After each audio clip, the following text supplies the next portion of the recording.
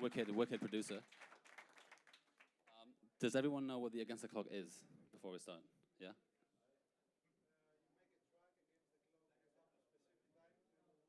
Yep, exactly. 10 minutes to make a track.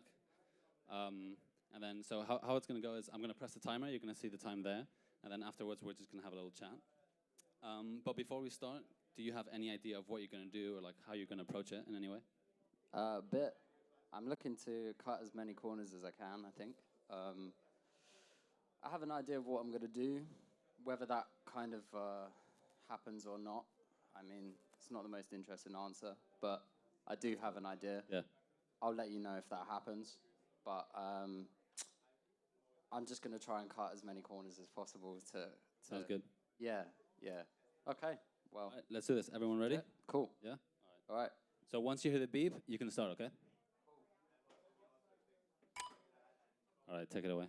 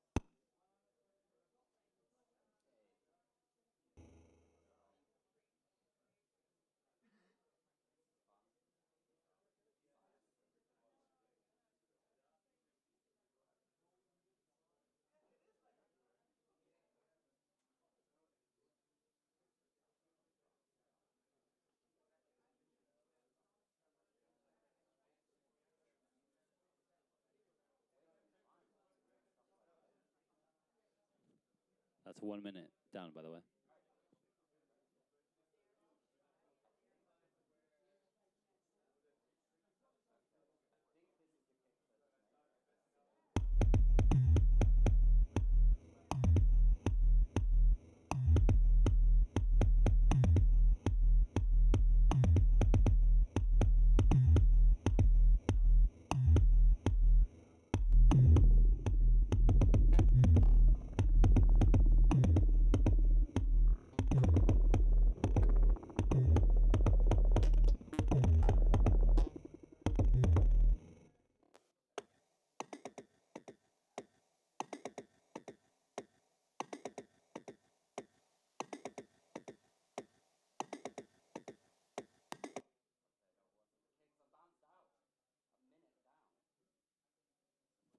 A minute down. 2 minutes, actually. Oh, right. Let's get this again.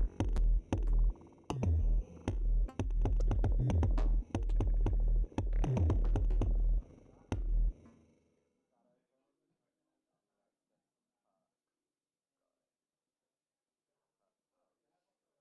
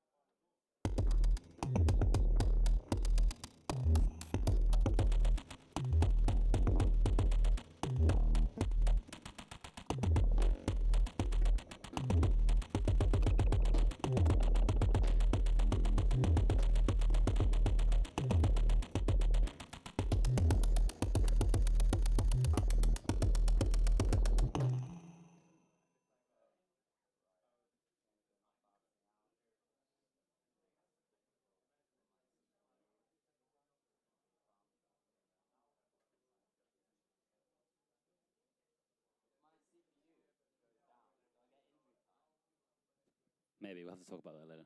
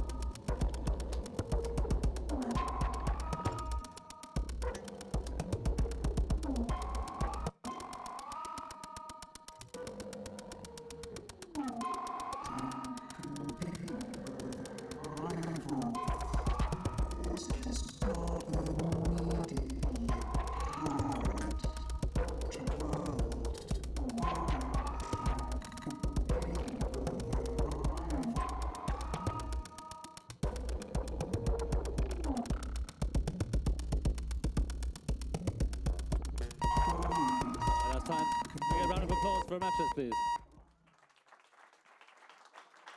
All right. That went by pretty quick. All right. Can you talk a little bit about like the process and what you just did?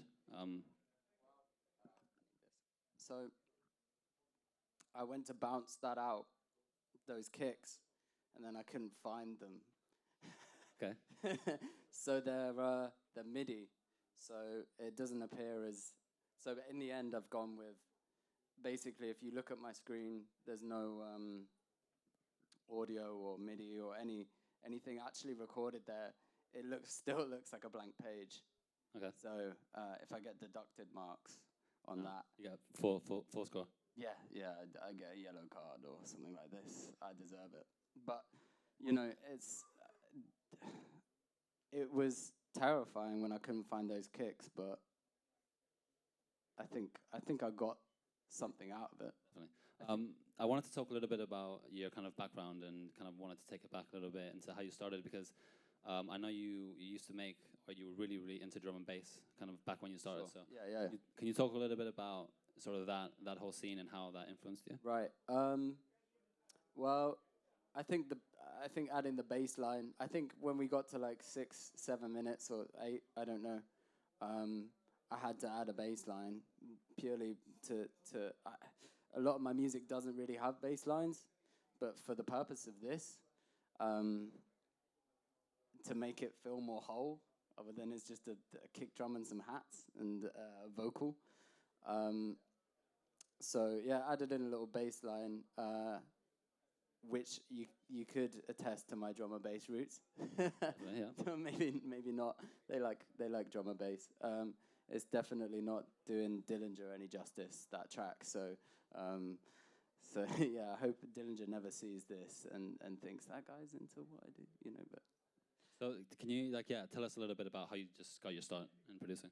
How I got my start in producing? Yeah. Through I don't know.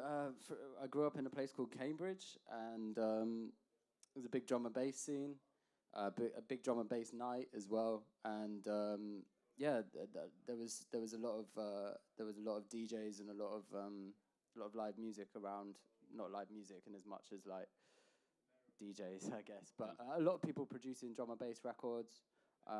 People that were big in the scene still lived in Cambridge, which was cool because Cambridge isn't that cool. I hope I don't get banned from the city going to visit my parents and just get a big no at the door at the train station. But having people like Logistics, Comics, New Tone,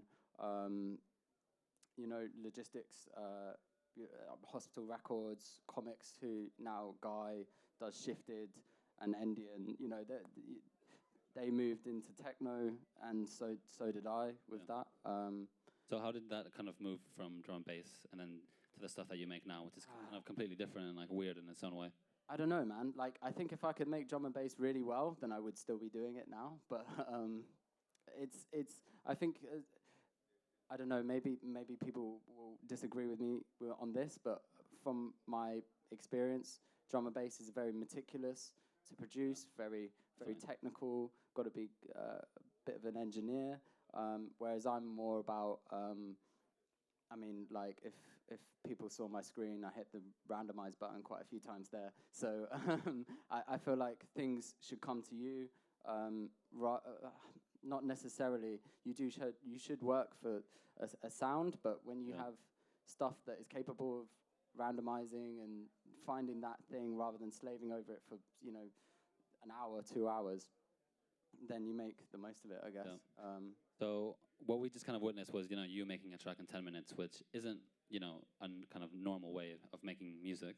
So how would you approach your productions, say, in a normal way? Off the back of this experience? Or, no, so a normal way. Oh, right. A normal way, so like not in 10 minutes. How do you... Okay. How do you, how long does it take you to make a track? And like a night, like normally a night. Okay, so not that long. Yeah. Just sit down. Forget to eat. Forget to to feed myself. To drink water. Forget to I don't know. Look at my phone. until it's at this point where it's kind of coming together, and then I just scroll the internet listening to it on a loop for 20, 30 minutes, just scrolling, and it just mindlessly scrolling, like not even absorbing anything, still kind of switched on. I don't know if that helps at all. Yeah, I mean, kind of. Doesn't, but that's kind of what I do. But yeah, like say a night, just spend a night, have a little night, get a little. I think sometimes, like if you spend too much time on a track, then it kind of... Yeah, you can fluff your lines. Like you can overproduce it. I feel like keeping the way you work limited is important. Is a really important thing to me. Giving yourself one parameter which you can't move out of, and giving yourself the freedom in other places to explore, but having that one thing consistent and always there. Yeah. Cool. Does anyone have any questions? You can ask anything. Don't be shy. No one? No? Okay. Proud. Well, can we get a round of applause for Metrist again, please? We're going to have another session at 4, so in about 45 minutes, so definitely come again. We're going to be here until about 6:30. So